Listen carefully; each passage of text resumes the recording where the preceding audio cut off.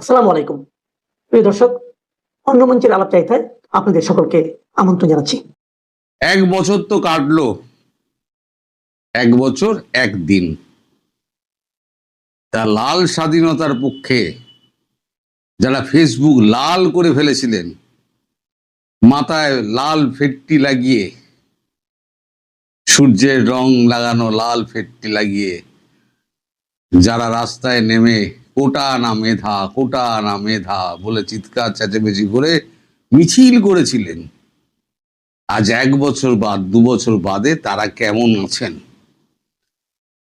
আমি সেটাই জানতে চাই। এখন দেশের অবস্থা তো খুব খারাপ। স্বৈরাচার চলে যাওয়ার পর এখন দেশে গ্যাস নেই, বিদ্যুৎ নেই, বিদ্যুতের অভাবে, গ্যাসের অভাবে কলকারখানা বন্ধ হয়ে যাচ্ছে, কয়েক লাখ শ্রমিক বেকার হয়ে গেছে। ১ লাখ শ্রমিক তো এই কয়েকদিনের মধ্যে সমস্ত লে অফ হয়ে গেছে। শুনছি নাকি হাঁড়ি চড়ছে না, ১ ফোঁটা গ্যাস পাওয়া যাচ্ছে না।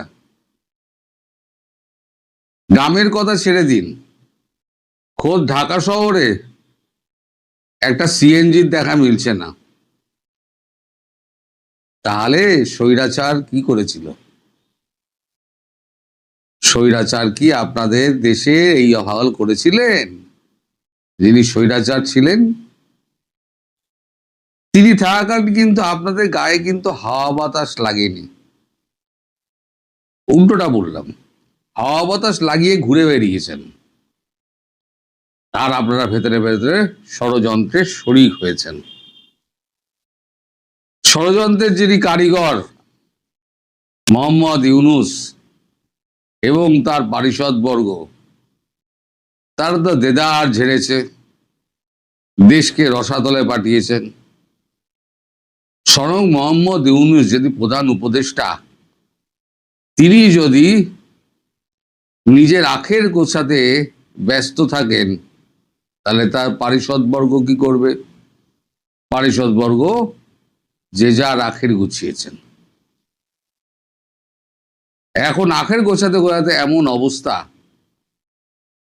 যে আপনাদের স্ক্রু টাইট হয়ে গেছে। তাই বলছি ২ বছর বাদে আপনারা কেমন আছেন? আগে যখন আমি ৫ই আগস্ট ২০২৪-এর পর যখন ভিডিওগুলো করতাম এই ইউনূসকে গালাগালি করে, তখন আমাকে চূড়ান্ত গালাগালি করা হতো এবং লেখা হতো ৬০০০ বছর হায়াত পাক।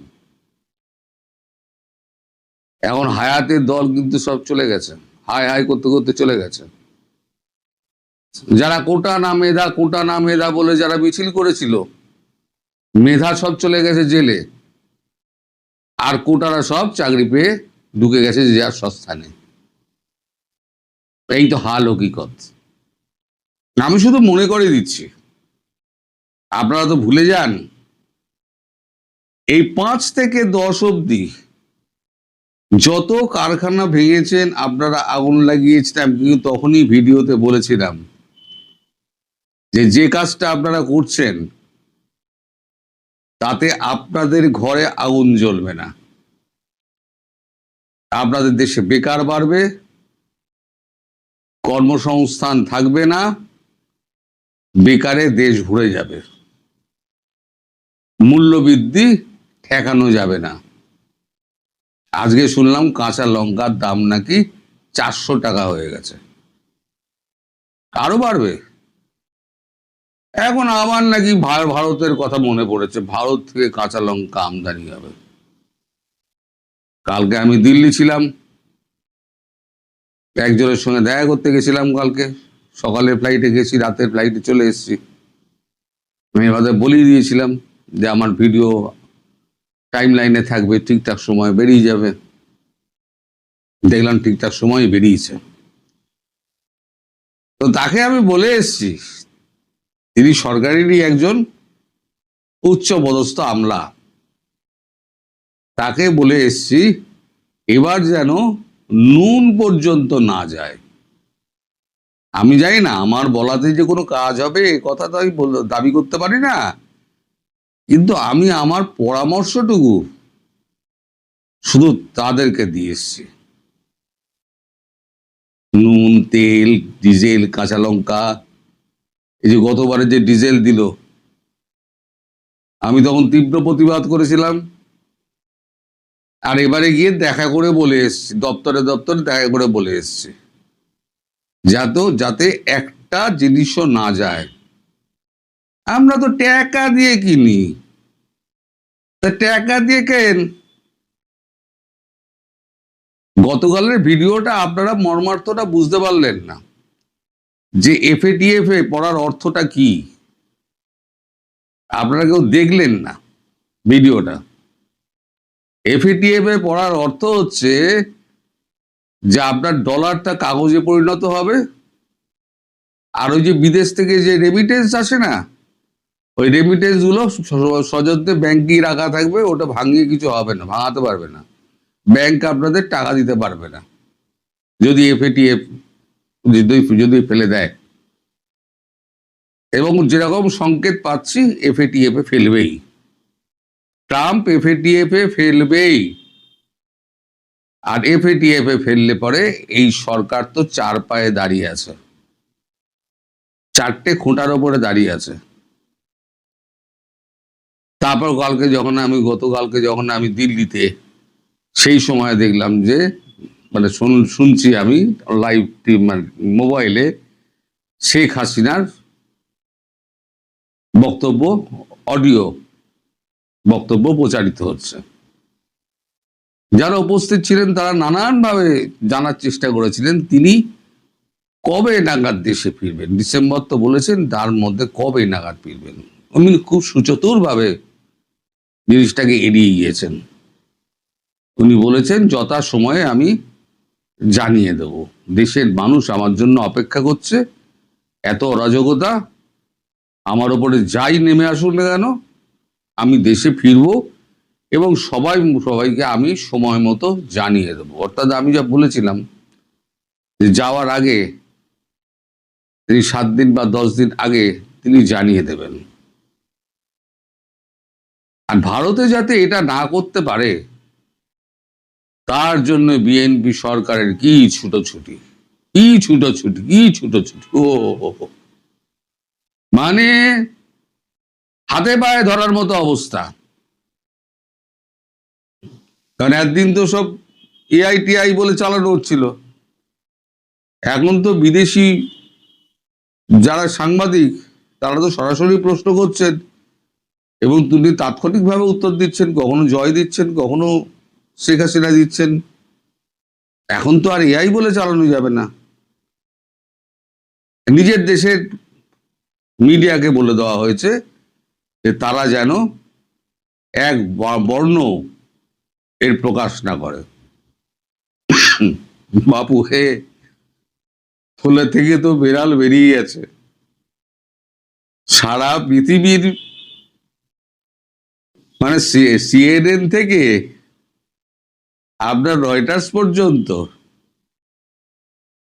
সব ছিল। আরটিভি, রাশিয়ান টেলিভিশন, তাদেরও প্রতিনিধি ছিল। আপনারা এত সুনাম কুড়িয়েছেন, তার ব্যাখ্যা তো উনি দিচ্ছেন, নয় কিভাবে তাড়ানো হয়েছিল, কিভাবে ভুল বোঝানো হয়েছিল,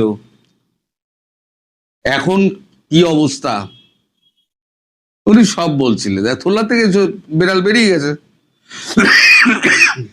এখন থলে থেকে বেড়াল যখন বেরিয়ে গেছে, তখন তো আর কিছু করার নেই। আমি আরো একটা কথা বলেছিলাম, মনে করে দেখুন, এই যারা আজকে এই উপদেষ্টা, তারপরে এই যে কচি সাংসদ যারা রয়েছে, তারা রাস্তায় মার খাবে এবং একে অপরের জামা কাপড় টেনে ছিঁড়বে। মনে করে দেখুন, আজকে দেখুন সেই অবস্থায় পৌঁছেছে। সংগতি ভঙ্গতি সব মায়ের ভোগে হয়ে গেছে। যত সংগতি ছিল না, বিএনপি, জামাত, এনসিপি, যত সংগতি ছিল, তারপর জামাতের যে এটা রয়েছে, ছাত্র শিবির রয়েছে, এখন বিএনপি পেঁচাচ্ছে এনসিপি কে হবিগঞ্জে, আর এদিকে ছাত্র শিবিরের সঙ্গে ছাত্র দলের পেঁদাপেঁদি হচ্ছে এই গ্রাম থেকে একেবারে ঢাকা শহর পর্যন্ত। তারও দেখতে হবে আপনাদের। তাই বলছি, লাল স্বাধীনতা কেমন উপভোগ করছেন? স্বাধীনতা এখনো উপভোগ হয়নি। আমি বলেছিলাম না, দুর্ভিক্ষের পদধ্বনি শোনা যাচ্ছে, 1 মাস আগে বলেছিলাম। কারণ ভারত আর কিছু দেবে না। মোটামুটি আমি যেটুকু শুনেছি, ভারত আর কাঁচা লঙ্কার ডাঁটা পর্যন্ত দেবে না।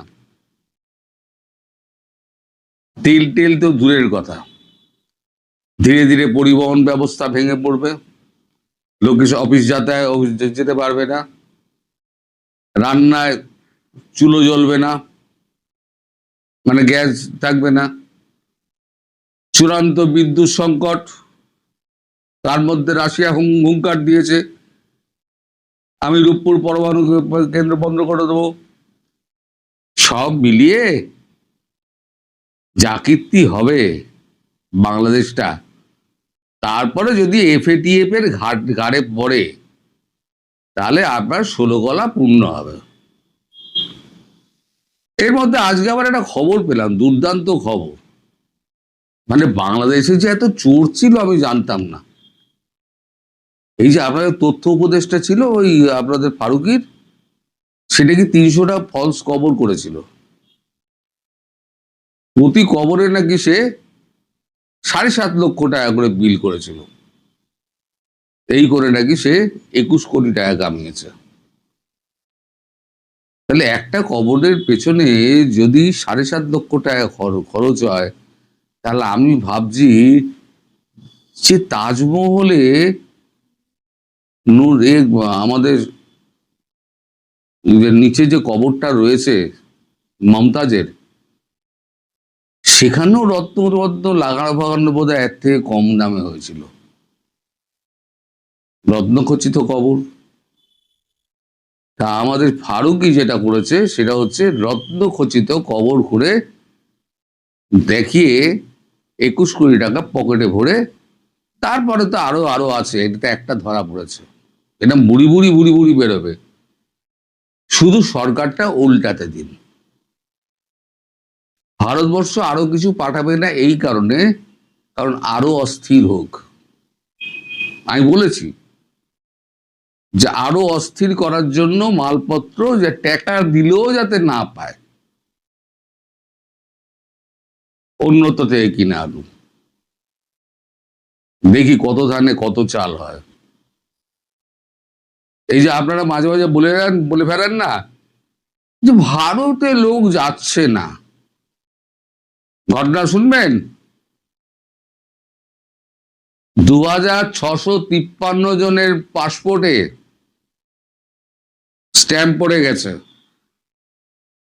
Entry not granted in India, stamp পড়ে গেছে। কারণ আমি বলেছিলাম না, এই সব মুড়োগুলো তুলে রাখা আছে, এই মুড়োগুলো যখনই যাচ্ছে ইমিগ্রেশন তখনই দেখছে, চেক করছে, চেক করে ওই ছাপটি মেরে দিচ্ছে। এখন ভয়ে আর কেউ মানে ইমিগ্রেশনের দিকে আসছে না। যারা বয়স্ক মানুষ টানুষ আছে তারা কিন্তু পেরিয়ে যাচ্ছেন, যারা ওই দলের মধ্যে নেই। বিশেষ করে ছাত্র, যুব এবং মধ্যবয়স্ক বিমনতি ধরা পুরুষ যেগুলো নেমেছিল, সেগুলো কিন্তু ভারতবর্ষে ঢোকা বন্ধ। মাফ করবেন, ঠান্ডা লেগে গেছে। তো এখন তো তারা সদুত্তর দিতে হবে। কলকাতার ব্যবসায়ীরা নাকি হাহাকার করছে। গত 2 বছর তো ডাকেই ছিল কলকাতার ব্যবসায়ীরা, আপনারা আসেননি ধনরত্ন নিয়ে। তা আমাদের কলকাতার আমাদের তো সংসার চলছিল না, এখনো আবার নাকি এই সমস্ত গল্প টল্প ছাড়া হচ্ছে। এই যে হাস্যকর মিডিয়া, এই মিডিয়াকে কে বিশ্বাস করবে?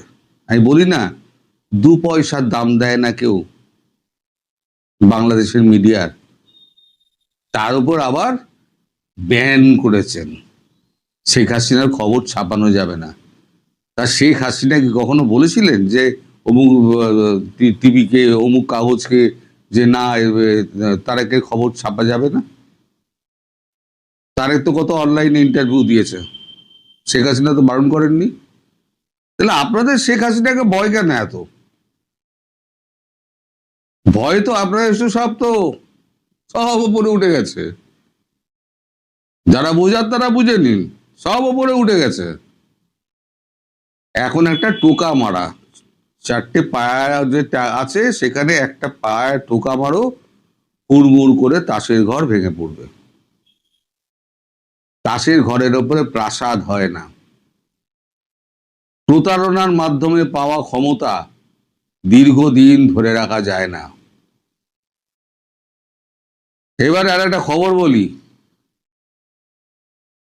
22টা দেশ না 24টা দেশ প্রধানমন্ত্রী তারেক রহমানকে চিঠি পাঠাচ্ছে। 2-4 দিন বাদেই আমি খবরটা দেব।